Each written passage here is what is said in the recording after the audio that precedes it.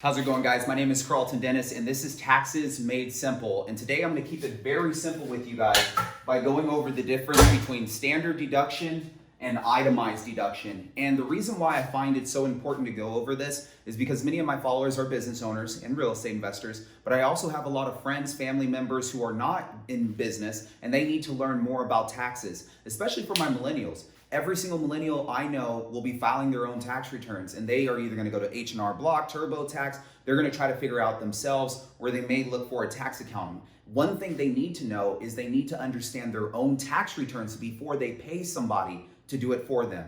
And you need to know the difference between the standard deduction and the itemized deduction, because this affects you, whether you're a business owner, real estate investor, or you're just a W-2 employee. So let's start off with the standard deduction. I'm going to teach you guys the filing requirements you need to remember in order to qualify to file a tax return. So let's say you're a single individual or you're married and you choose to file a separate tax return. What is the amount of money you need to have in order to even file? Well, the number to keep in mind, guys, if you're single or married filing separate, is going to be $12,200. Meaning, if you make $11,000, you make $10,000, you don't have a filing requirement. Your income needs to exceed $12,200 in order to have a filing requirement.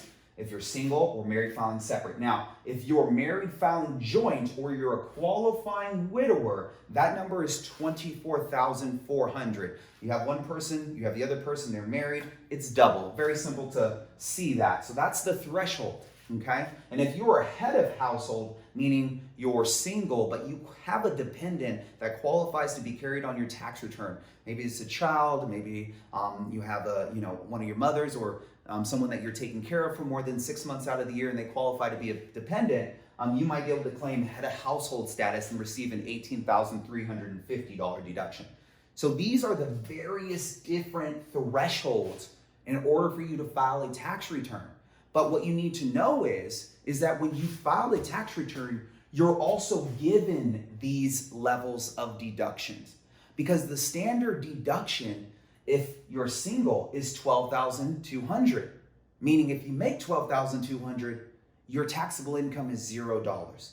This deduction is given to you by the government when you're a taxpayer. When you're someone who's paying into Social Security, into Medicare, you're given a deduction for filing a tax return. And that's called the standard deduction. $12,200, $24,400, $18,350 is given to you based on these filing requirements. And there's these 5 that you need to remember.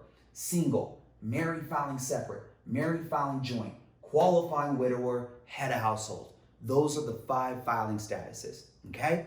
Now, there's itemized deductions over here. What are itemized deductions? Well, let's say you're spending your money on medical bills and dental bills, or you own a piece of property and you have property taxes and you live in a state that taxes you. So you pay into state and local taxes, and you have a mortgage, so you have mortgage interest, and you are very charitable, so you have charitable contributions.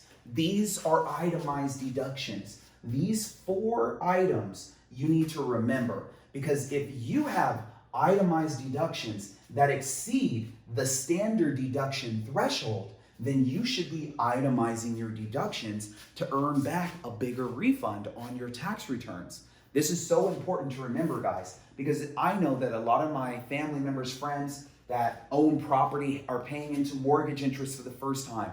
Many of you guys are giving back to charity and you're not tracking those receipts or tracking the amount of offerings you're giving at church. Some of you guys are paying into property taxes and you have medical and dental expenses that you're not tracking.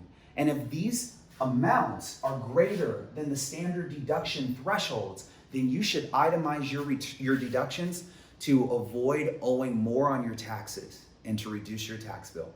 My name is Karlton. This is Taxes Made Simple, and my job here is to help you understand taxes in the easiest way possible. Thank you for joining me.